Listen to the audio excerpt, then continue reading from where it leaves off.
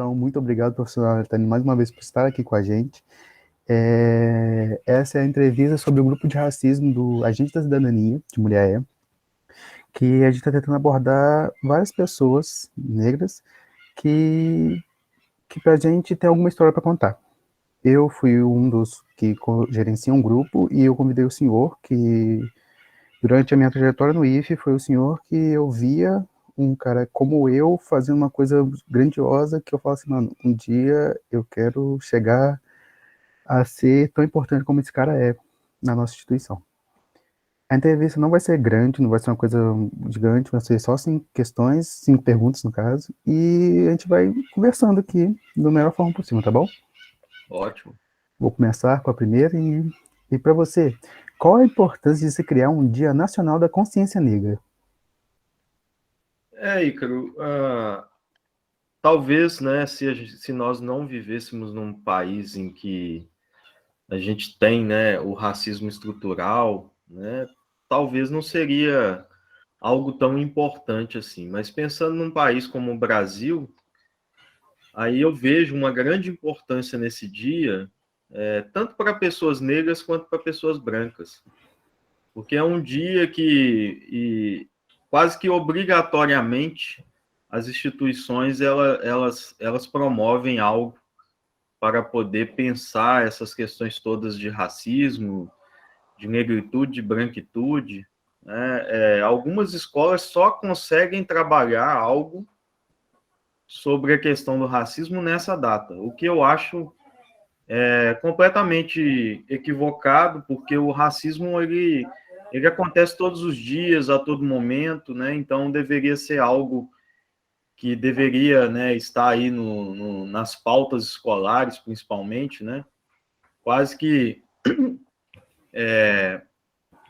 corriqueiramente deveria estar sendo tratado, mas como a gente não vive essa realidade, então ter pelo menos um dia em que quase que obrigatoriamente as escolas abordem esse tema, né, é importante. E é um dia de luta, né, é um dia de comemoração, mas é um dia de luta também. Então daí a importância, né, desse dia para o fortalecimento de lutas antirracistas, para o fortalecimento da autoestima de pessoas negras e para que as pessoas brancas elas façam uma autorreflexão do comportamento delas. Então, é um dia importante nesse sentido. Sim, importante demais, porque tem muitos jovens que não sabem de onde vieram, o que podem fazer e as pessoas ao redor dele como são. Então, muitas vezes fica sempre naquele cabreço que é desse jeito, é nesse formato, se você fizer isso, você tá errado, se você nunca conseguiu ser isso ou aquilo. Então, eu, pelo menos, particularmente, para mim, o Dia da Consciência Negra é uma coisa que me ajuda demais, porque eu vejo outras pessoas como eu. Vamos para a segunda, então, durante a sua jornada, você participou de algum movimento? Qual foi a importância dele no seu crescimento? Eu participei de grupos de capoeira, né? Então, a capoeira me ajudou muito a entender, né? Eu costumo dizer que teve 3 coisas na minha vida que me ajudaram, né? Nessa caminhada, porque a Neuza Santos ela fala que a gente tem que se tornar negro, né? Negro você se torna negro com o tempo. Então você nasce, né? Numa espécie você começa a reconhecer olhares, né? Que te incriminam, olhares que te diminuem e aí você vai quase que a expressão correta seria caindo na realidade, verificando que tem algo diferente, né? Então, quase sempre isso é carregado de muita dor. E aí, para poder me auxiliar nesse fortalecimento das minhas bases, das minhas raízes, foram 3 coisas que me ajudaram e me ajudam, né, sempre. Primeiro foi o conhecer a música dos Racionais, que me fez pensar muito sobre a minha trajetória enquanto negro na sociedade, e Racionais trouxe também uma série de referências que eu não conhecia. Os rappers, eles falam, os rap dos Racionais falam sobre Malcolm X, sobre Fanon, sobre pessoas que eu não conhecia, né, naquela época, era antes da adolescência, né, era na infância ainda, e eu não conhecia.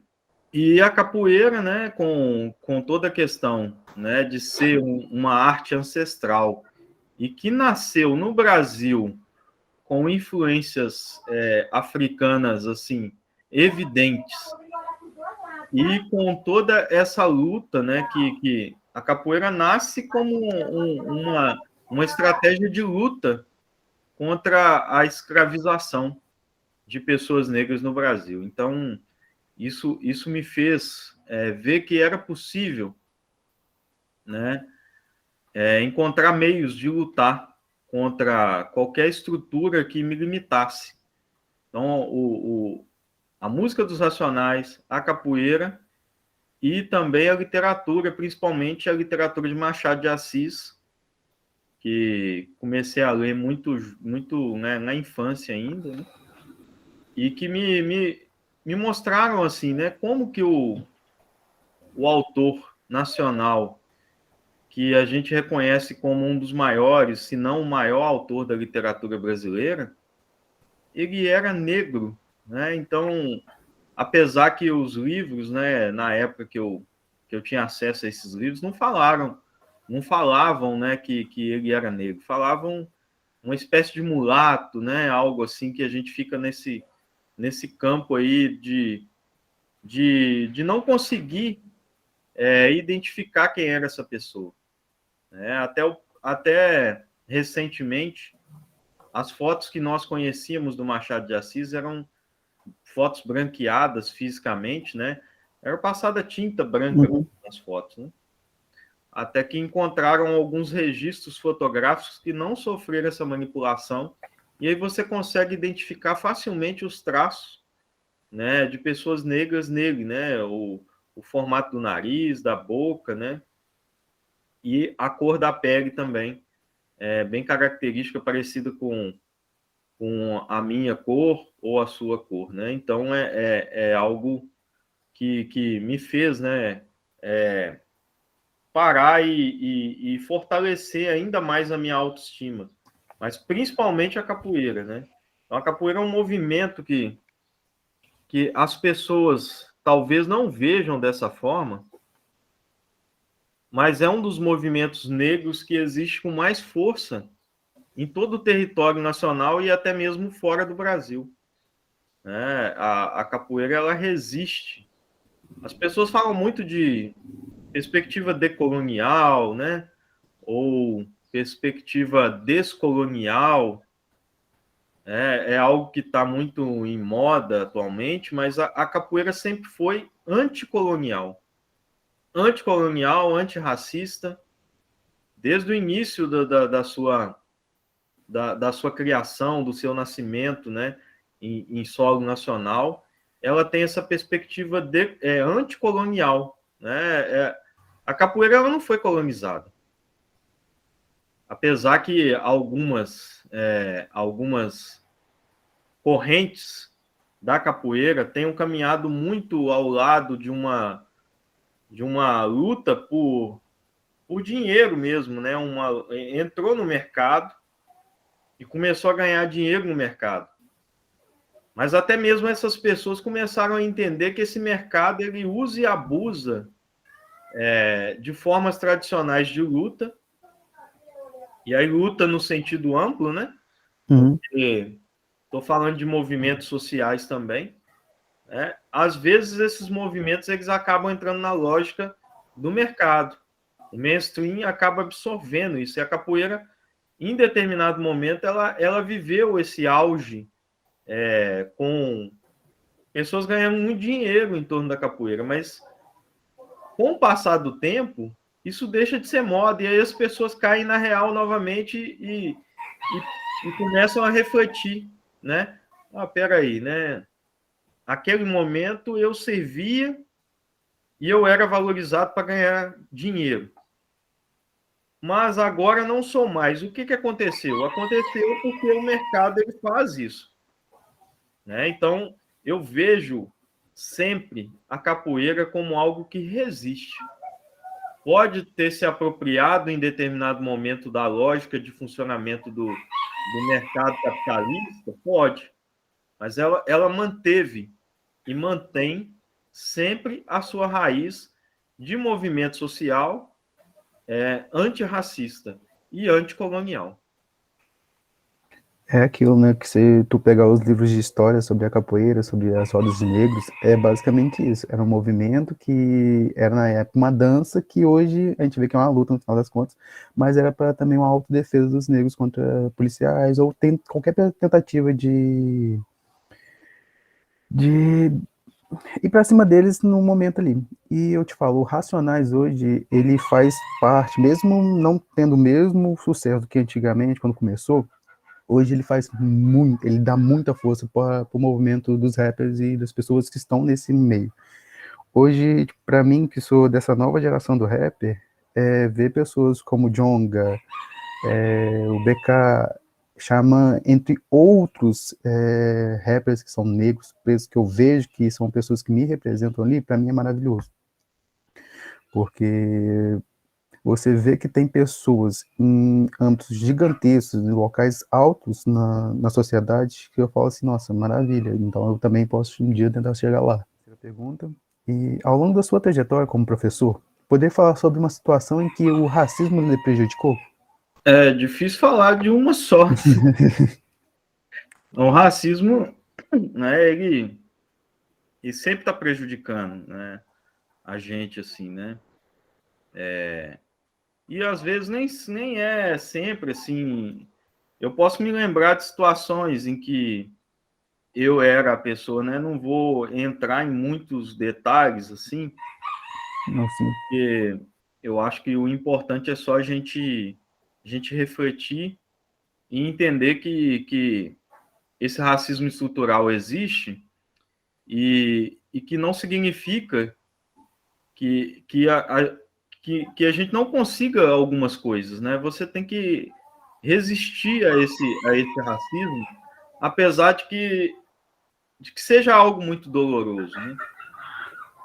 Mas eu me lembro de situações em que visivelmente eu era, né? Estou falando de situações de seleção. Eu era o candidato, né, mais preparado para assumir aquela vaga, eu era o que tinha o melhor currículo, e aí perceber que durante a seleção, né, por algum motivo inexplicável, eu fiquei lá fora das vagas, né? Então isso aconteceu nenhuma nem duas vezes, aconteceram várias vezes, né? Mas esse tipo de racismo, né, é um racismo que dói, que fere, mas existem racismos piores, né? Existem situações piores. Porque nessa situação você perde a sua dignidade, que é algo muito importante, né? Mas com a sua dignidade abalada, você continua vivo, né? Ainda que esteja, né, com sequelas até mesmo psíquicas, né? Porque uhum. a gente adoece nessas situações, mas a vida ela continua e talvez você, com o fortalecimento da sua raiz, você consiga passar por cima disso, né? Assim como eu passei. Mas outras situações, elas me chocaram mais, né? Talvez o racismo diário ele me choque mais. É aquele que você vai a algum estabelecimento comercial e o segurança fica te seguindo, ou quer olhar sua bolsa, né? Ou quer te revistar, como a gente vê aí situações que acontecem, né? Já aconteceram comigo, né? De ter essa pressão para que minha bolsa fosse revistada, ou então eu tenho angústia de ir naqueles lugares onde tem aquele negócio que apita na hora de você sair lá, né? Porque sempre que apita, as pessoas acham que você furtou alguma coisa. E todas as vezes que apitaram, quando eu estava saindo, é lógico que eu não tinha furtado nada. Mas aí você passa pelo constrangimento de até ter que abrir a bolsa para você provar que você não está levando nada. Só que as pessoas que passaram e viram aquilo apitar para você, elas acham que você furtou. Porque a lógica daquele negócio era para ele apitar quando você está levando algo da loja, mas não é assim que acontece. Aquilo parece que tem um acionamento lá pelo segurança. Só pode, porque a maioria das vezes que apita é para pessoas negras que estão saindo. Né? Então, essa situação ela acontece corriqueiramente e as pessoas não levam em consideração, né? Elas pensam muito nesses casos mais graves em que você tem o seu direito a uma vaga, por exemplo, né? Retirado, né? Por uma questão apenas da sua cor da pele. Agora, a outra situação que eu acho mais perigosa é que eu já vivi algumas vezes de ser abordado pela polícia, às vezes. Né? É claro, né? A gente não pode generalizar, mas já está aí evidenciado, inclusive naquele caso em que uma juíza falou, né, que quais eram as características do suspeito, e aí um suspeito ele é caracterizado principalmente pela cor da pele, né? Isso em nosso país, então isso acaba sendo incutido pela sociedade, e aí é um mal social, a gente tem que entender isso, né? Não é algo que a gente possa apontar o dedo apenas para a força policial quando age dessa forma, a gente tem que apontar o dedo para a sociedade, porque a força policial é o reflexo da sociedade. Se a gente observar a força policial nos países orientais, na China, no Japão, por exemplo, a gente observa uma cordialidade totalmente diferente, uma forma de tratar o cidadão completamente diferente. Então, por que a nossa polícia ela é diferente assim? Ela age, às vezes, de forma truculenta, né? É porque nós somos uma sociedade truculenta e racista. Então, a força policial ela é truculenta e racista porque ela reflete o espelho que somos nós. Porque até uma vez um amigo meu que é oficial da polícia, ele falou: de onde vocês acham que veio a polícia militar? Ela não veio de uma nave espacial que desceu aqui e colocou os policiais aqui. Eles fazem parte da sociedade. Então, né, se a polícia ela é racista, é porque a sociedade é racista. Mas eu passei por situações constrangedoras e até ameaçadoras em que eu tive medo, né, de perder a minha vida, ser abordado à noite, por exemplo. Uma vez eu trabalhava um lugar que era um depósito de material de remédios, né? Uma indústria farmacêutica. Então, era um trabalho muito pesado. Carregando caixa, né, o tempo todo. E aí, na hora que a gente saía sempre muito tarde do trabalho. Sempre tinha que fazer hora extra, né? Eu nunca tinha um horário para sair. E aí saímos, um amigo meu e eu, já era por volta de 1h da manhã. A gente sempre saía com o uniforme da empresa e com o crachá pendurado, porque eu já sabia que alguma situação poderia ocorrer. Então, a gente não trocava de roupa e saía já com o uniforme. E o amigo meu também, negro, né? Nós dois negros, e aí a polícia nos parou. Até aí tudo bem. Mas só que era uma van cheia de policiais. E todos eles com fuzis. E apontaram para a gente. E aquilo já me deixou com muito medo. De madrugada, eu sendo preto, e a polícia apontando o fuzil, né? Não é uma situação que você consegue ficar tranquilo. E aí, no meio da abordagem, né? Eles foram muito truculentos, eles chutaram a perna da gente para poder abrir a perna, né? Para poder revistar. E eu cheguei a falar, não, eu tô com crachá aí.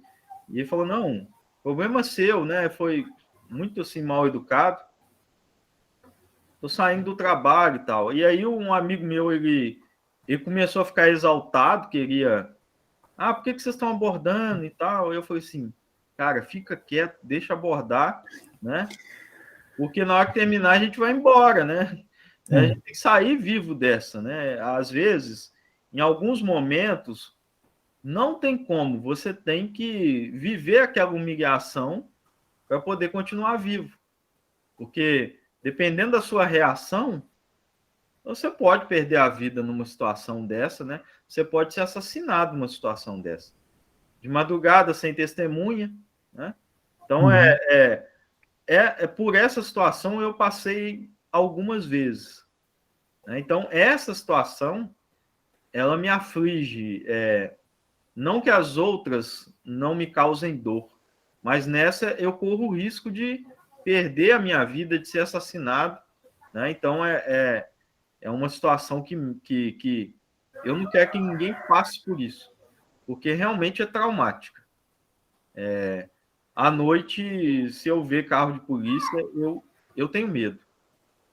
Eu acho que qualquer pessoa negra que tenha consciência do lugar onde nós estamos, que é um país onde impera o racismo estrutural, qualquer pessoa negra deveria ter medo perante uma situação assim, né? É lamentável você ter que ter medo, né, daquilo que deveria te trazer segurança. Deveria ser o contrário. Você vê o carro da polícia e fala assim, opa, né, não vou ser assaltado, né?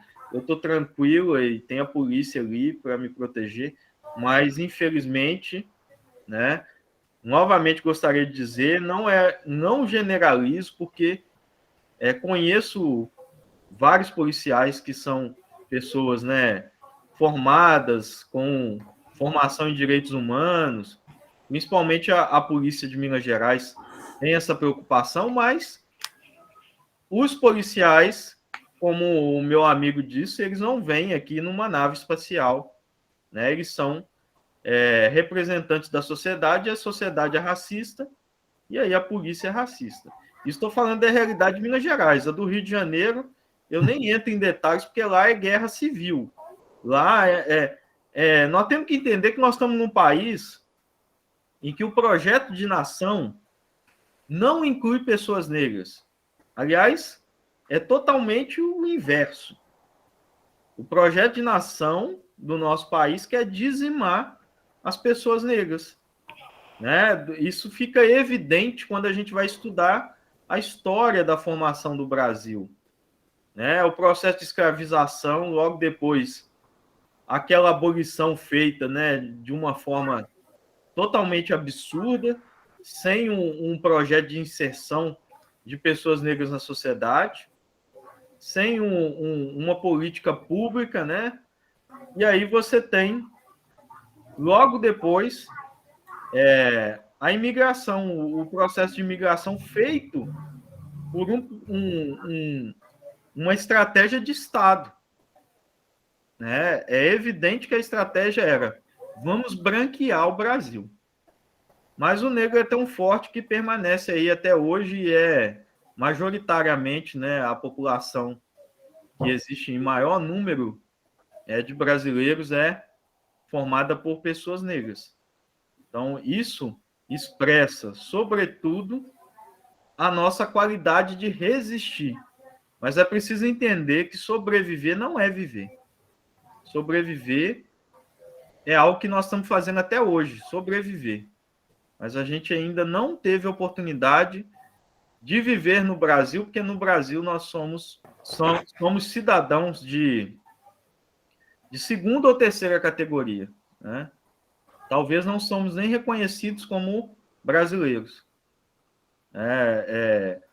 Em algumas situações nós somos vistos como se fôssemos a escória do nosso país, quando que, na verdade, nós sempre carregamos esse país nas costas. Tem pequenos momentos que infligem mais danos do que senhor, com certas coisas. Eu nunca tive como senhor essa abordagem com a polícia. Eu sempre, aqui pelo menos na nossa região, sempre a polícia foi muito calma até. Mas dentro da rua mesmo, andando, eu percebo certos momentos, certos pontos que as pessoas fazem coisas quando eu passo, que é diferente quando outra pessoa passa. E eu fico assim, gente, mas por quê? Em nenhum momento eu dei ameaça, em nenhum momento eu fiz alguma coisa, eu só tô, tipo, andando na rua, literalmente. A pessoa faz algum movimento de defesa ou acha que já pressupõe que vai acontecer alguma coisa porque eu, com a minha cor, estou andando atrás dela ou do lado dela, eu vou fazer alguma coisa. São pequenas coisas assim, pelo menos para mim, que não tive nenhuma história grande assim como o senhor, que me machuca muito. Porque tem hora que a gente até para e pensa, mano, o que eu tô fazendo de errado? O que eu fiz aqui? Porque eu tô andando só, eu tô seguindo minha vida, eu não tô fazendo nada, tô vestido normal, eu não tenho nenhuma, tipo assim, nada diferente, nenhuma arma, nem nada, e a pessoa ainda sobrepõe, supõe que eu vou fazer alguma coisa, entendeu? Tem coisas que são pequenas, mas machucam muito. E como o senhor abordou do Rio, aconteceu com um primo meu. Ele também fazia parte de uma farmácia, ele estava saindo com um grupo e acabou que a polícia simplesmente parou eles. Eles estavam, tipo assim, todos uniformizados e a polícia parou e também foi truculenta com eles. Hoje a sociedade, ela não é. Ela não vê bem a gente, basicamente. Ela simplesmente vai sempre supor que a gente está fazendo uma coisa que não é da nossa alçada. Então, se a gente está na rua, seja para fazer qualquer coisa, a gente está ali para badernar, se a gente está ali para ser o errado da questão. Hoje, com tudo que passou, qual é o papel que você exerce na sociedade? E o que você diria para algum jovem preto que está no início? Esse papel é uma coisa muito importante, né? A gente refletir. Eu acho que nós, aí é uma opinião minha, né? Pessoas negras que conseguem algo na vida, que alcançam algum lugar na sociedade, né? E aí, o lugar de uma forma bem humilde mesmo, é pensar qualquer lugar que você ocupe, em que você tenha a possibilidade de falar com outras pessoas, em que você tenha a possibilidade de representar de alguma forma outras pessoas. Então, o lugar de professor é um espaço assim. Mas existem outros espaços assim. Se você é um pastor, por exemplo, de uma igreja, se você é um padre, né? Se você é um líder comunitário, se você é um empreendedor e tem uma empresa que faz sucesso, seja ela qual for, né? Você, qualquer pessoa, qualquer um de nós que sobrevive, né, ao racismo e consegue manter a sua vida. Você tem uma obrigação ancestral, uma responsabilidade com outras pessoas. Eu acredito que seja assim. É por isso que aquele senhor lá que se diz presidente, né, da Fundação Palmares, ele se esqueceu da lição número 1, que é essa lição, né, de que nós temos uma obrigação ancestral. Quando a gente ocupa um espaço como aquele, nós temos uma obrigação ancestral, uma responsabilidade. Aquilo, ocupar qualquer um desses espaços não é algo que você faz apenas com a sua força, né? Não é algo que você conquistou sozinho, é uma conquista de pessoas que foram chicoteadas lá atrás, que foram assassinadas, que foram desmembradas, né, como o caso de Zumbi. Então, é uma luta de muitas pessoas. Então, sendo assim, nós temos a obrigação de falar com os outros, de cuidar dos outros. E a primeira coisa que eu queria dizer acho que o conselho que eu possa dar primeiro, a primeira lei é não morrer. Então tem que tomar cuidado, porque nessa sociedade é muito difícil você manter a sua vida, você sendo uma pessoa negra.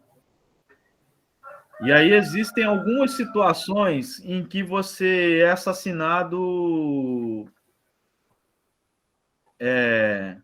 aquele aquele dito jargão, né? Estava no lugar errado na hora errada, né?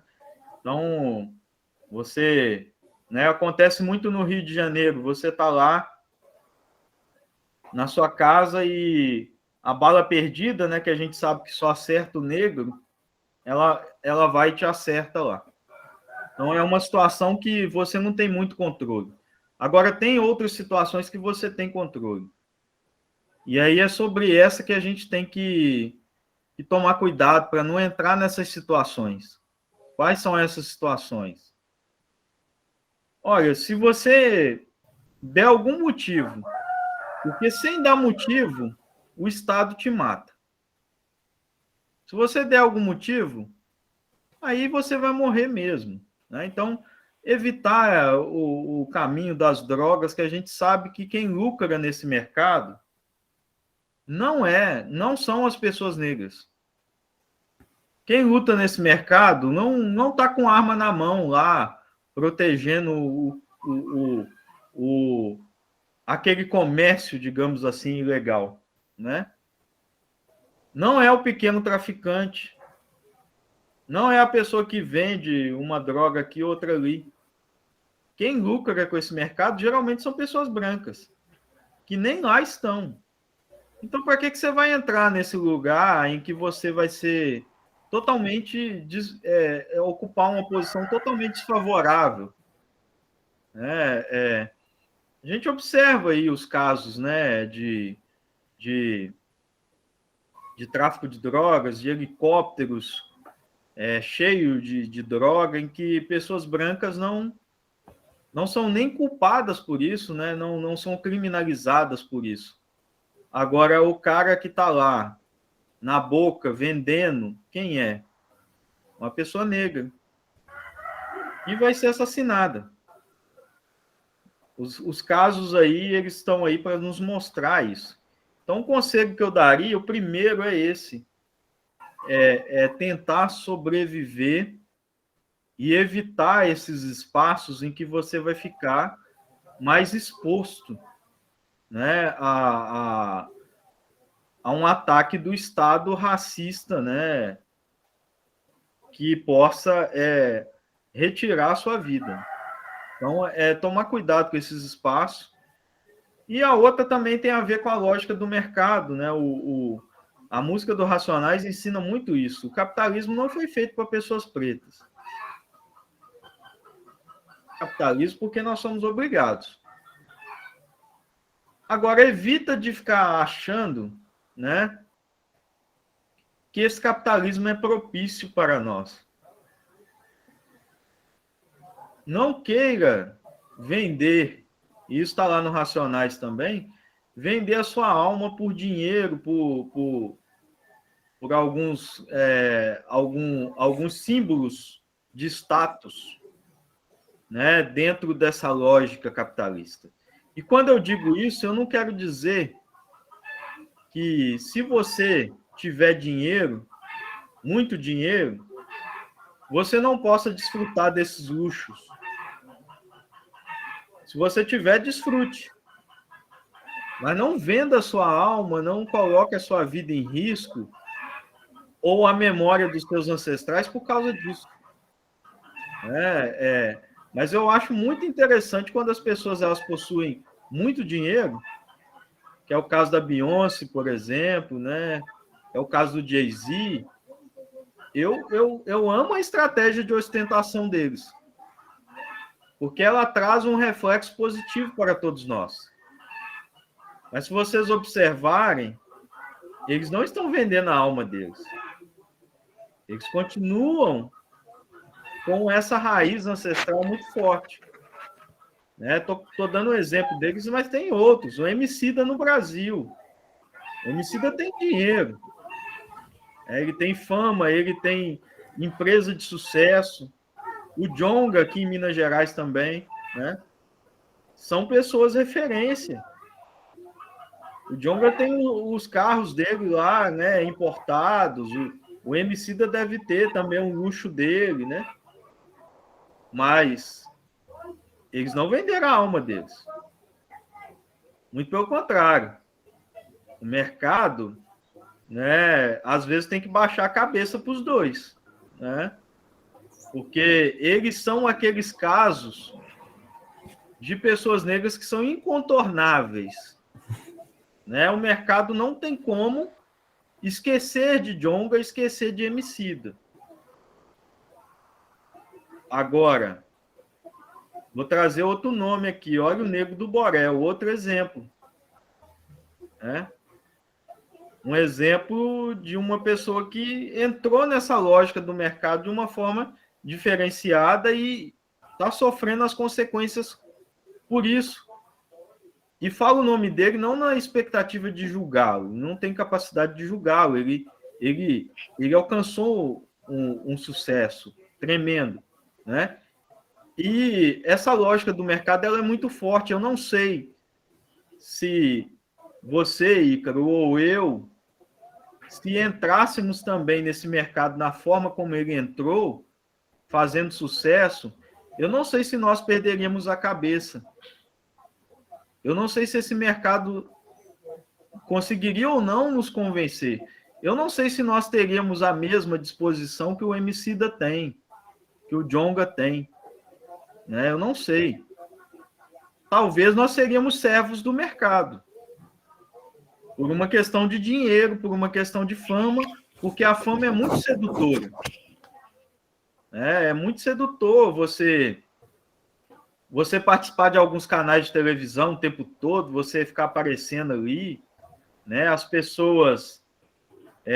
aí você consegue conquistar um público de pessoas brancas de uma forma majoritária, né? E todos nós queremos ser reconhecidos. Então, essa lógica de mercado ela é muito sedutora.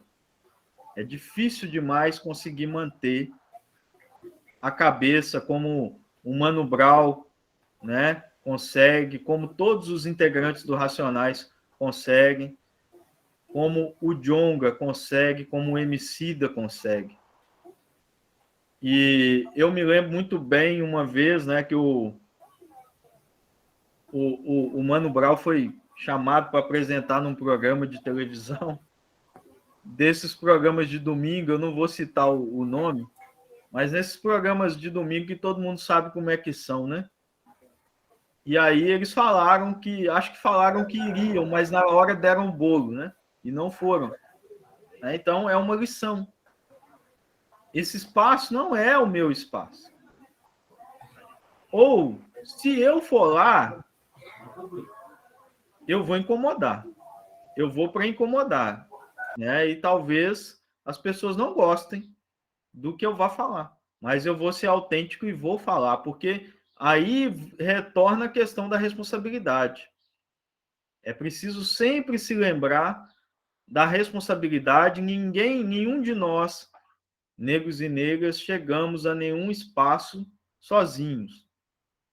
Eu não sei se todos os que fazem sucesso pensam assim. Mas eu vejo um movimento nesse sentido também entre os indígenas, entre os nossos povos originários indígenas.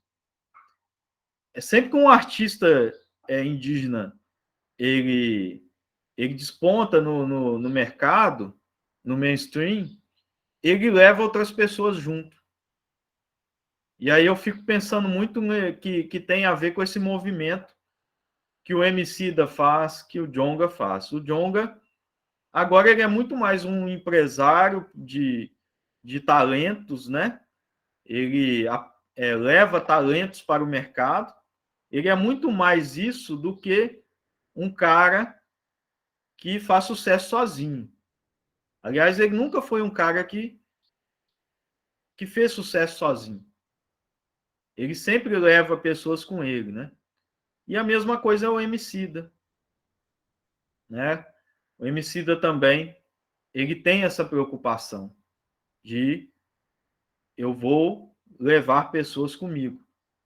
Então, essa responsabilidade, quando você entra nesse processo de ser uma pessoa humilde, de reconhecer que você não chega em lugar nenhum sozinho, aí você não cai nessa lógica feroz do mercado e não vende a sua alma e não perde a sua cabeça por uma questão financeira, né? Eu acho que é por aí. Acaba que você não perde suas raízes, né? Que eu lembro, o Djonga e o Emicida, que eu sou muito fã deles, quando eles vão nesses podcasts, essas coisas, falarem do que eles sofreram, o que a vida de passar pela vida, eles sempre falam que no começo era eles com os amigos deles, com o pessoal ali do lado dele, pessoal como ele, ajudando ele no trabalho dele. Seja, sei lá, tipo, sei lá, ir numa roda de rima que ninguém tinha dinheiro para pagar o ingresso. Tinha que chegar lá para vencer e pagar o ingresso para todo mundo. Quem vai vai e volta com eles, entendeu? E eu acho muito que na fama hoje, e em qualquer, não só na fama, em qualquer área que você consegue se engrandecer, você, como um preto, você não pode esquecer de onde você veio. Porque quando você esquece de onde você veio, é suscetível para você falhar perto deles. Porque quando você esquece de onde você veio, as pessoas que dizem que estão do seu lado, dizem ser seus amigos, no final não são. Porque elas não entenderam a sua realidade, entenderam o quanto você batalhou para estar naquele ponto da sua carreira. Você pode dar algum exemplo de atitudes antirracistas que as pessoas podem tomar no dia a dia?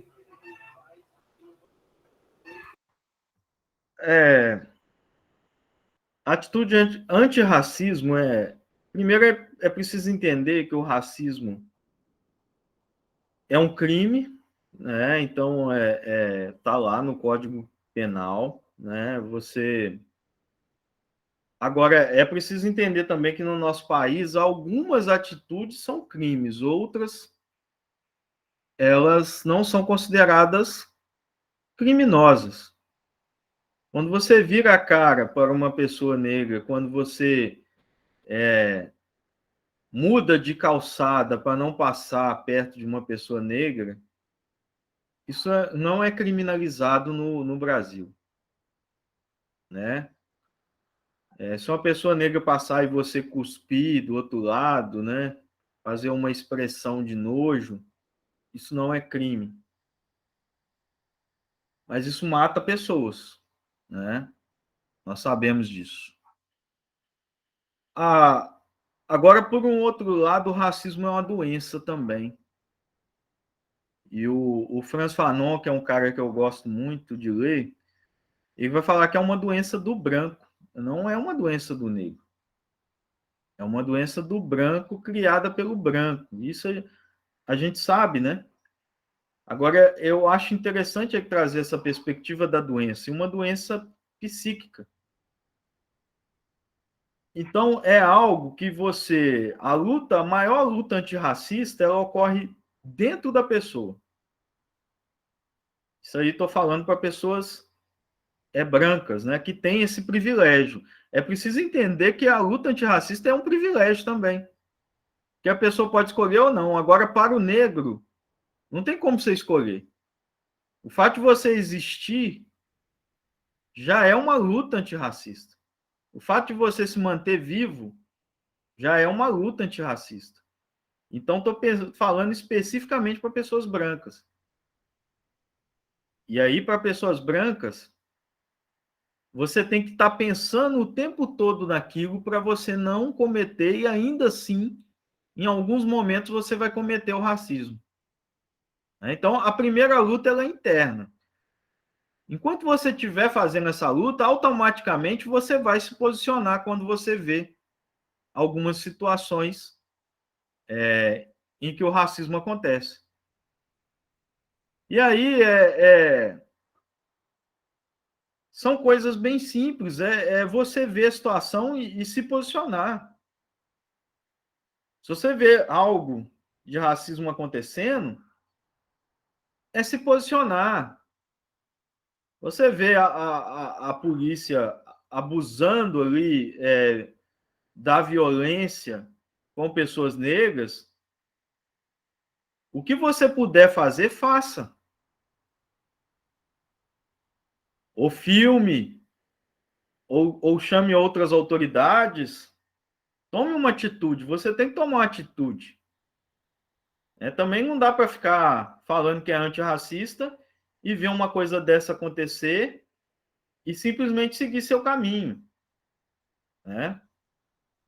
Então, você fazendo esse exercício interno, automaticamente você vai reagir externamente perante uma situação assim. O que não dá para ficar é no discurso. Tem muita gente que fala só. E em várias situações do dia você pode fazer isso. Se você é um professor, por exemplo, você pode falar sobre o racismo o tempo todo na sala de aula. Há vários momentos em que você pode fisgar aquele tema e abordar. Se você é um pastor, né? Ensine para as pessoas que são membros daquela igreja a questão do racismo. Você tem a obrigação de fazer isso. Você está numa posição que você pode fazer, então faça. E essa luta interna é a que é a mais importante. Nós vivemos num país machista também. Então, todos nós que somos homens, nós somos machistas. É impossível não ser. Mas como você luta contra isso? Fazendo esse mesmo exercício. Se autocontrolando para você não entrar na lógica machista. Às vezes você é machista não em palavras e atos, mas em pensamento. Você olha assim e tem um pensamento machista. Você mesmo vai lá e fala assim, opa, isso aí tá errado. Né? Isso aí não tá legal o que eu pensei. Ou a forma que eu agi também não tá legal, né? O agir é mais perigoso ainda, mas o pensamento você tem que controlar, porque senão você vai agir. Se você não controlar os seus pensamentos machistas e racistas, você vai agir dessa forma. E uma coisa mais importante ainda, né, que a gente tem que refletir, ainda mais nesses tempos de hoje. Cuidado com quem você vai escolher para te representar politicamente. Se a pessoa é racista, deveria ser óbvio que essa pessoa não te representa. Se uma pessoa faz um discurso racista, como é que você vai dar o seu voto para essa pessoa? Observa isso. E não é só na hora da campanha, não. Estude a trajetória daquele candidato e veja os posicionamentos que ele teve. Se foram posicionamentos racistas, já pula fora. Não vai dar certo. Outra coisa, se ele não fez nada pelos negros e pelas negras, também não serve. Nós temos que começar a colocar representantes que sejam pessoas que vão lutar por aquilo que a gente acredita. De preferência que sejam pessoas negras, né? Porque é ilusão você pensar que pessoas brancas vão lutar por questões que são próprias de pessoas negras da mesma forma que as pessoas negras lutam. Entende isso? As pessoas brancas elas podem até lutar, mas não vai ser da mesma forma que Ícaro e Natalino vão lutar. Porque a minha vida depende disso. Entendeu? É por aí que a gente tem que começar a analisar. Agora, também, tomar cuidado, porque isso aí, o cenário atual está nos provando isso, nem sempre pessoas negras nos representam também. Né? Então, tem que ver se essa representatividade ela existe além da cor da pele. Tem que ver se essa pessoa ela é afrocentrada, porque se ela não for, também não adianta. Ela é apenas uma arma de pessoas brancas racistas. vestida de negro, mas é uma arma de pessoas brancas racistas.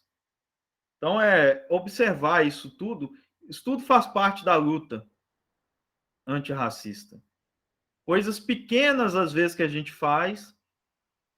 Se você tiver a oportunidade de fazer coisas grandes, faça. Agora, as mínimas coisas, elas já fazem diferença. É obrigação nossa, quando a gente vê uma violência, seja qualquer violência, é obrigação nossa se posicionar de alguma forma. Se for colocar sua vida em risco, faça o que for possível. Se você conseguir filmar, se você conseguir ligar para jornalismo, para vir ver aquela situação, faça. Se você puder intervir ali na hora, né? Se você tiver alguma posição de autoridade também, vá agir. A gente precisa de ação muito mais do que discurso. Porque tem muita gente ganhando dinheiro com esse papo de que sou antirracista. Vende até adesivo, né, para colocar, vende camisa, né? É muito bonito. Vende livro. Mas e aí? Você se posiciona? Você realmente acredita na luta antirracista? Então, quando a gente sair em marcha, você vai sair conosco? Tomando bala de borracha, né, no corpo, né? Sendo atingido por bala de borracha? Você vai fazer? Vai tomar pancada no meio da marcha? Obrigatoriamente, eu tenho que estar lá. Mas você que é branco vai estar? Você realmente estiver, então aí você pode se dizer antirracista. Agora, se você preferir ficar em casa, que antirracismo é esse?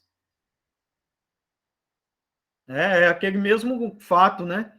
Ah, eu não sou racista, não, que eu tenho amigos negros. Então, toma cuidado para não cair nesse discurso, porque nós já estamos bem, já somos maduros, né? A gente já percebe esse posicionamento falso. Então, nós não vamos tolerar essa falsidade, não. Para mim ficou muito evidente o como você mostra ser antirracismo tá nos movimentos que tiveram nos Estados Unidos sobre vidas negras também importam. Ali sim mostrou que se você se importa, se você é antirracista de verdade, vocês têm que estar lá se movimentando junto, disposto a levar tudo, porque se, na minha visão, se uma bandeira que está armada, uma bandeira de causa, vence, outras também vencem, porque se uma ganha força, todas ganham força, querendo ou não. Que uma ajuda a outra, porque a gente necessita disso, a gente precisa de mostrar que somos, que devemos e que podemos ter lugar na sociedade, e iremos mudar a sociedade, porque, como o senhor falou antes, o branco ele tem uma doença.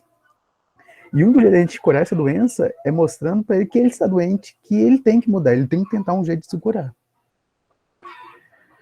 Ai, professor Natalino, eu lhe agradeço demais, muito, muito, muito, muito por você ter aceitado ser entrevistado e mostrar esse pouquinho o que você pode mostrar da sua vida, o que aconteceu com você e o que você pode fazer ainda, que eu sei que o senhor é uma pessoa que batalhou muito, que hoje, se você é doutor, hoje é porque você lutou muito por isso, e quero agradecer muito, muito. Você não tem a entendência de quanta gratidão que eu tenho por você ter aceitado entrevistar com a gente, no caso comigo também. E eu não sei o que falar aqui mais para encerrar isso, mas muito obrigado. Só isso que eu tenho que dizer, muito obrigado mesmo, tá? Eu que te agradeço, Ícaro, né? Um prazer aí ter sido seu professor e agora estar aqui, né? Nessa luta aí contigo, né? Então a gente vê que a educação é um caminho, né? Que dá muito certo quando é feita de forma, né? Adequada, né? A gente vê que muitos exemplos eu tenho de ex-alunos meus que lutam por várias causas que são causas que eu acredito. E essa causa da luta antirracista é algo que é uma questão existencial nossa, né? Então, nós temos que lutar porque é algo que não é um privilégio para nós. Então, é muito bom quando existem esses espaços, e aí queria te agradecer e pedir a bênção dos mais velhos, dos mais novos, para a gente seguir em frente. E é isso aí. Muito obrigado, Icaro. Muito obrigado, professor. Até uma próxima e bom dia para o senhor. Bom dia, obrigado. Obrigado. Tchau. Tchau.